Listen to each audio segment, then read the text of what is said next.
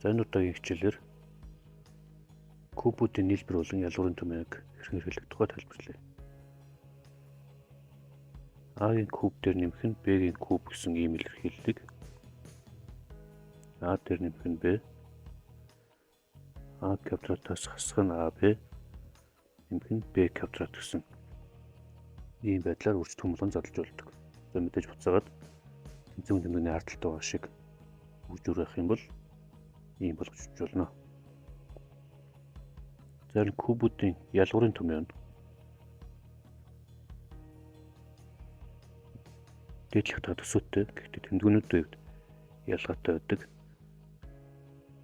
Кубүүдийн ялгуур дээр бол эхний үржигдэхүүн хасах тэмдэгтэй, дараагийн үржигдэхүүний гишүүн бүр нь нэмэх тэмдэгтэй байдаг. Ингэж задарна. За жишээлх юм бол энийг үржигдэх болон задлах шаардлагатай гэвэл хоёр дахь томьёоны хувьд А-гийн оронд X-ийг, B-ийн оронд Y-ийг орлуулад тавина гэсэн үг. Тэгэхээр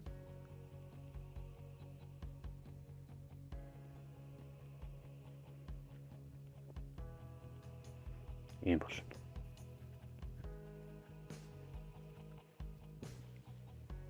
За энэ илэрхийллийг үржигдэх болон задлыг ингэхийн тулд 8 гэдэг бол 2-ын куб. Тэгэхээр энэ хэсэг бол ийм бол. За 27 гэдэг бол 3-ын куб гэдэг учраас харийнх нь нэмэгдэхүүн ийм бол.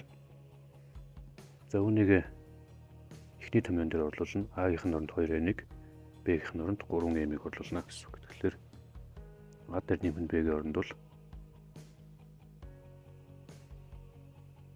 ийм болно. За цаашлаад А-гийн квадрат гэдэг чинь 2n-ийн квадрат, 2n-ийн квадрат гэдэг бол 4n-ийн квадрат болно. Хасах нь 2n-ийг 3m-ээр үржүүлэхээр ийм болно. За нэмэх нь Б-гийн квадрат буюу 3m-ийн квадрат, 3m-ийн квадрат гэдэг бол ийм болно.